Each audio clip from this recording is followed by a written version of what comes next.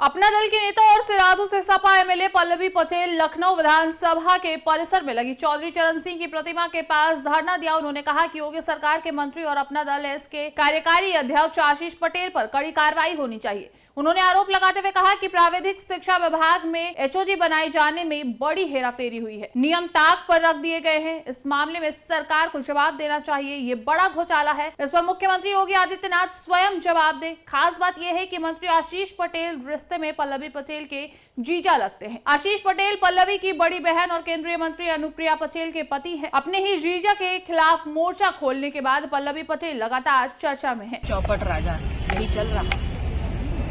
मैंने आप सभी के समक्ष जिस मुद्दे को उठाया, मुझे कल भी वक्त नहीं दिया गया और आप सभी ने देखा कि मैं कल रात 11 बजे तक इसी विधानसभा परिसर में आंदोलनरत थी। मैं यहाँ पर उसे बैठी हुई थी और उसके बाद संसदीय कार्य मंत्री जैसा अनुभवी और वरिष्ठ व्यक्ति और विधानसभा अध्यक्ष का प्रतिनिधित्व करते हुए प्रमुख सचिव जैसा सीनियर ब्यूरोक्रेट आते हैं, मुझे आश्वासन देते हैं कि आज आपकी बात सदन में उठने का आपको मौका मिलेगा और मैंने उनकी बात का विश्वास किया। लेकिन आज भारतीय जनता पार्टी की सरकार और सदन के अध्यक्ष ने अपना चाल चरित्र और चेहरा दिखा दिया। योगी सरकार के प्राविधिक शिक्षा मंत्री और अपना दल इसके कार्यकारी अध्यक्ष आशीष पटेल ने मिर्जापुर में दिए बयान में एक बार फिर अपने ऊपर लगाए जा रहे आरोपों को खारिज करते हुए सीबीआई जांच की मांग पर कायम रहने की बात कही। उन्होंने कहा कि आरोप लगाने वाले सीजनल होते हैं, जिन्हें पहले तथ्यों को समझने की जरूरत है। मंत्री ने अपने कार्यों और नीतियों का जिक्र करते हुए कहा कि हमेशा निष्पक्षता और वंचित वर्गों के हितों के लिए काम किया है। मिर्जापुर में सोमवार को प्रवास के दौरान प्राविधिक शिक्षा मंत्री आशीष पटेल ने आरोपों पर अपनी स्थिति स्पष्ट की। उन्होंने कहा कि सर्जरी के बाद स्वास्थ्य लाभ लेने के दौरान उन्हें सोशल मीडिया पर लगाए गए आरोपों के बारे में पता चला।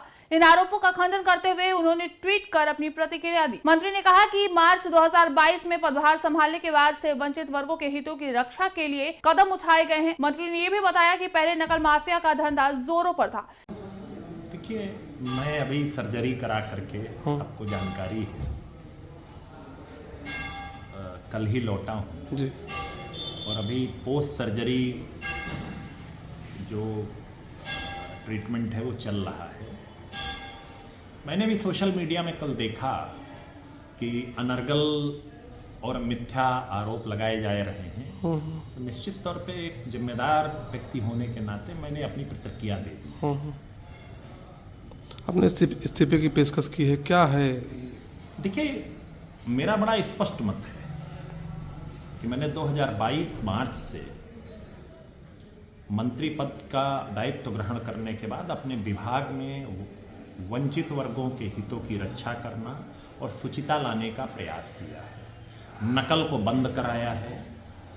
इसे रोकते हुए परीक्षा केंद्रों को गवर्नमेंट स्कूलों में शिफ्ट किया गया। शिक्षकों और विद्यार्थियों के हितों की रक्षा करते हुए निष्पक्ष माहौल तैयार किया गया। मंत्री आशीष पटेल ने कहा कि डीपीसी प्रमुख सचिव और देवराज की अध्यक्षता में गठित कमेटी ने प्रमोशन संबंधी प्रस्ताव तैयार किया था, जिसे सीएमओ कार्यालय भेजा गया। उनका कहना है कि जिन कर्मचारियों को 17 साल से प्रमोशन नहीं मिला, उनके लिए कदम उठाना उनका दायित्व था। मंत्री ने यह भी स्पष्ट किया कि आरोप लगाने वाले सीजनल लोग होते हैं, जिनका काम केवल अनर्गल बातें फैलाना है। उन्होंने कहा कि इन लोगों को पहले तथ्यों को अध्ययन करना चाहिए, उसके बाद किसी निष्कर्ष पर पहुंचना चाहिए। आशीष पटेल ने आरोप लगाने वालों को सलाह देते हुए कहा कि कार्मिकों का मनोबल गिराने से शिक्षा क्षेत्र में योग्य शिक्षक मिलना मुश्किल हो जाएगा। साथ ही उन्होंने एनडीए गठबंधन में अपनी प्रतिबद्धता दोहराई और प्रधानमंत्री नरेंद्र मोदी को अपना नेता बताते हुए कहा कि जो भी उनका आदेश होगा उसे पूरी तरह मानेंगे। तो इस पूरे प्रकरण की, यह प्रकरण ही नहीं, अब तक मेरे द्वारा विभाग में किए गए सभी कार्यों की सीबीआई जांच करा। किसी से बात हुई आपकी इस मामले को लेकर के ऊपर? निश्चित तौर पे मैंने अपनी बात कह दी है। चूंकि ये डीपीसी